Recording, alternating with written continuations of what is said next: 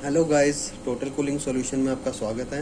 ये जो आज आप देख रहे हैं 1 टन का विंडो एसी है। तो मैं आज इसमें आपको कुछ दिक्कतें बताने वाला हूँ। मोस्टली मेरे जो चैनल पे जो कमेंट्स आ रहे हैं विंडो एसी पे ज़्यादा आ रहे हैं। तो मैं एक बार आपको इनके बारे में क्लियर करना चाहता हूँ कि क्या प्रॉब्लम किस कारण आती है। सबसे पहले तो गाइस इस कैपेसिटर देख लीजिए, 45 MFD का है, आपको क्लियर दिख रहा होगा। तो ये 45 का है तो और 40 का, तो इसमें यहाँ लिखा है 5% प्लस माइनस हम कर सकते हैं। वैसे तो ये 40 का है, तो 40 की जगह 45 भी लगा सकते हैं और 35 का भी लगा सकते हैं, लेकिन हम कोशिश करते हैं कि ज़्यादा के लगाएं, कम का ना लगाएं। तो गाइज ये जब इसमें प्रॉब्लम होती है तो क्या होता है, हमारा कंप्रेसर ज़्यादा एम्पेयर लेके स्टार्ट तो लेता है, लेकिन ज़्यादा एम्पेयर लेते ही बंद हो जाता है। तो उस केस में हम क्या करते हैं, कैपेसिटर बदल के देखते हैं कि कहीं कैपेसिटर वीक होने के कारण ज़्यादा एम्पेयर तो नहीं ले रहा है। अदरवाइज़ अगर आपका कैपेसिटर ठीक है तो उसके अलावा एक जगह और हम थिम्बल चेक करते हैं कंप्रेसर के। मैं आपको वो भी दिखा देता हूँ। गाइज ये देखिए, जो थिम्बल्स हैं ये मतलब कहीं से जले तो नहीं हुए, कहीं आपस में टच तो नहीं हो रहे हैं। तब भी क्या होता है कि हाई एम्पेयर लेता है। मान लीजिए इसकी रनिंग सड़ गई है, स्टार्ट लेगा बंद हो जाएगा, या स्टार्ट सड़ गया तो ये हाई एम्पेयर लेके बंद हो जाएगा, ट्रिप होगा। या कई बार हमारा कंप्रेसर गर्म होता है, ज़्यादा गर्म हो जाता है तो ओवरलोड लगा हुआ है इस पर। मैं आपको ओवरलोड दिखा देता हूँ। ये देखिए, ये ओवरलोड है। तो ये भी जब ज़्यादा गर्म होता है तो ये ट्रिप कर देता है इसे, ये न्यूट्रल को आगे नहीं भेजता। इसके कारण क्या होता है, कंप्रेसर बंद हो जाता है। तो ये 2-3 चीज़ें हैं। अब मैं आपको बताता हूँ, थिम्बल जले हो तो हाई एम्पेयर लेके बंद होता है, तो हम थिम्बल ठीक करके लगा सकते हैं। और मान लीजिए कंप्रेसर गर्म हो रहा है, गर्म होने के कई रीज़न है। आपके एसी की प्रॉपर सर्विस नहीं हो रखी है, यानी कि कंडेंसर गंदा हो सकता है, जिसके कारण हीट रिजेक्ट नहीं हो रही है सराउंडिंग में। और हीट डिस्चार्ज ना होने के कारण क्या होता है, हमारा कंप्रेसर जल्दी गर्म होता है, पहला रीज़न। दूसरा रीज़न, हमारा ये जो कैपेसिटर लगा है फ़ैन कैपेसिटर है, 2.5-3 MFD का कैपेसिटर होता है ये वाला। ये फ़ैन कैपेसिटर है, अगर ये भी वीक हो जाए तो हमारा फ़ैन स्लो चलने लगता है। उस केस में भी क्या होता है, हमारा कंप्रेसर ज़्यादा गर्म होकर ट्रिप हो जाता है।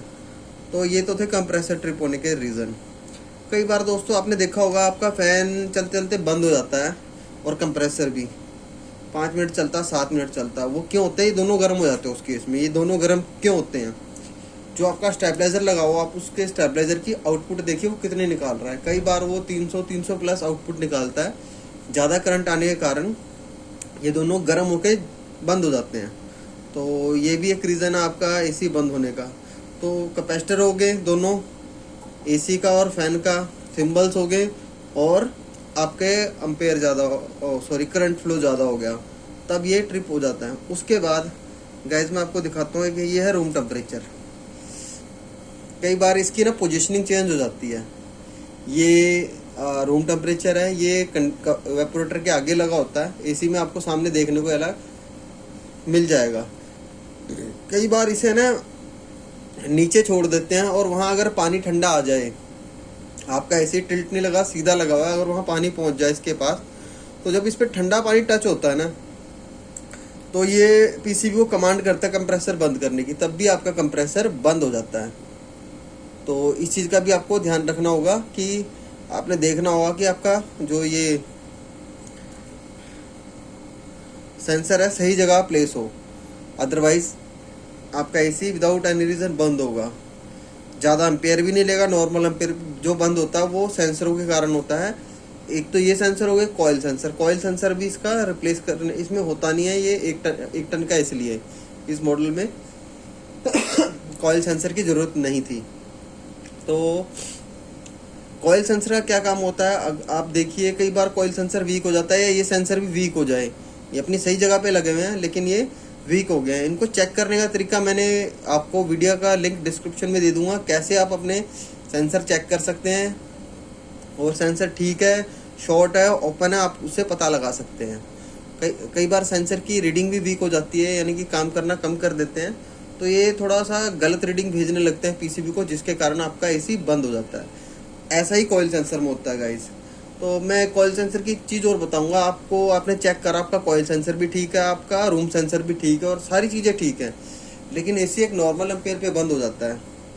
तो नॉर्मल एम्पेयर पे बंद होने का कारण होता है जो आपका कॉइल सेंसर है वो गलत जगह लगा हुआ है। पहले लगा हुआ था, सही काम कर रहा था, लेकिन अभी हमारे रेफ्रिजरेंट ने ना अच्छे से प्रॉपर वर्क करना बंद कर दिया है। तो हमें उस केस में क्या करना होता है, हमारे ऑयल सेंसर की जगह को डिस्प्लेस करना होता है। जिस जगह से आपको मैं दिखा दूं, ये पाइप जा रही है इधर आगे कंडेंसर पर ही जा रही है, तो जिस जगह से गैस एंटर कर रही है आपके कंडेंसर में, उस जगह उसको टाई के साथ अपने रूम सेंसर को, सॉरी कॉइल सेंसर को बांध दें टाई के साथ। एक तो इससे भी आपका क्या होगा, विदाउट एनी रीज़न आपका जो एसी ट्रिप हो रहा है वो भी होना बंद हो जाएगा।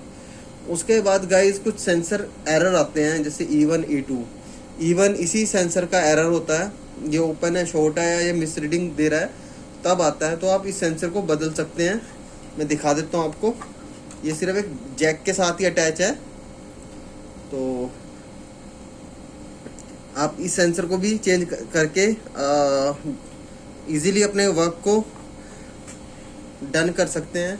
और इसके अलावा मैं आपको एक चीज़ और बताना चाहूँगा। कई बार क्या होता है, आप फेस करते हैं कि पंखा चल रहा है लेकिन एसी का कंप्रेसर ऑन नहीं हो रहा, मतलब कूलिंग नहीं दे रहा, बाकी सब कुछ सही चल रहा है, ना कोई ट्रिप हो रहा, बंद हो रहा, कुछ नहीं हो रहा। तो गाइज ये जो है ये रिले होती है। तो इस रिले का काम क्या होता है, इस रिले को 12 वोल्ट पे रिले चलती है। ओके, ये आप देख रहे हैं जी, ये क्या करता है, सप्लाई निकालता है रिले के लिए। ये रिले के लिए सप्लाई तैयार करता है, और जो रिले को सप्लाई आती है 12 वोल्ट की सप्लाई आती है। और उसके बाद जब रिले ऑन होती है तो एक मैग्नेटिक फील्ड बना के इन दोनों की कनेक्टिविटी करा देती है। ये हमारा फेस आ रहा है मेन वायर से, सॉरी न्यूट्रल आ रहा है, फेस हमारा कैपेसिटर के थ्रू मिलेगा। तो ये जो न्यूट्रल है इस तक कब पहुंचेगा, जब इन दोनों की कनेक्टिविटी होगी। कनेक्टिविटी कब होगी, जब ये रिले काम करेगी। कई बार क्या होता है, रिले स्टक हो जाती है या रिले ख़राब हो जाती है। इसकी रिले के अंदर एक कॉइल होती है वो ख़राब हो जाती है, जिसके कारण ये मैग्नेटिक फील्ड नहीं बना पाता और इसके बीच की कनेक्टिविटी नहीं हो पाती। तो उस केस में हम पीसीबी रिपेयर के लिए देते हैं, रिले खुद चेंज कर लेते हैं। उसके अलावा दोस्तों इसमें एक फ्यूज़ होता है, ये लगा हुआ इधर फ्यूज़, शायद आपको दिख रहा हो, दिख जाना चाहिए। ये फ्यूज़ लगा हुआ है गाइस। फ्यूज़ भी क्या करता है, हाई वोल्टेज आए तो खुद को बर्न कर लेता है, या ज़्यादा एम्पेयर लेने लगे एसी तो ये बर्न हो जाता है, क्योंकि 5 एम्पेयर का ही हमारा फ्यूज़ होता है। और ये फ्यूज़ सप्लाई आके देना बंद करता है, जिसके कारण कोई भी हमारा इक्विपमेंट काम करना बंद कर देता है। कुछ इसमें डायोड्स हैं, कुछ स्पीडें हैं और कैपेसिटर्स हैं, तो उनके बारे में नहीं बताऊंगा। उम्मीद करता हूँ मेरी आज की वीडियो जो मैंने आपको दी है पसंद आई होगी। चलो मैं आपको आज कैपेसिटर कनेक्शन भी इसमें एक बार दोबारा से बता देता हूँ।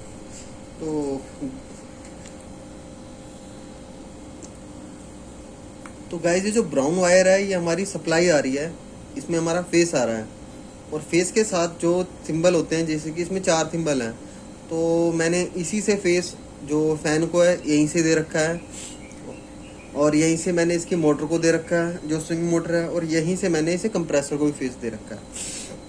ये डायरेक्ट फेस आ रहा है, लेकिन कंप्रेसर को 440 वोल्ट के झटके के साथ स्टार्ट चाहिए होता है। वो कैसे मिलेगा, जैसे ही इसमें ये जो तार है ये इसके स्टार्टिंग की वायर है, ये रनिंग की वायर है कंप्रेसर की, और ये जो वायर है ये स्टार्टिंग की वायर है, इसलिए अलग से अकेली लगी हुई है।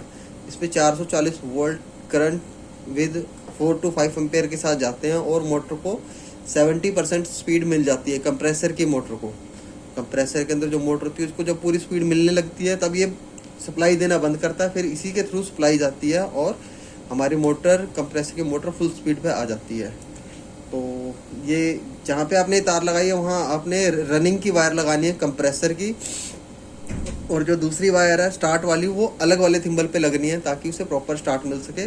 और जो तीसरी वायर है कॉमन, वो कॉमन ये देख लीजिए, ये कॉमन आपके रिले से जा रही है। गाइस आज की वीडियो में इतना ही था। वीडियो पसंद आए तो लाइक ज़रूर करना, कमेंट करना, शेयर करना, चैनल पे नए हो तो, और बेल आइकन को ज़रूर दबा लेना ताकि जब भी मैं वीडियो डालूँ आपको सबसे पहले मेरी वीडियो मिले। और इसके अलावा आपको एसी, फ्रिज, वॉशिंग मशीन पे भी काम करना होता है। फ्रिज और वॉशिंग मशीन की भी कई वीडियो चैनल पे डाली हुई है। थैंक यू गाइस, आज की वीडियो में बस इतना ही।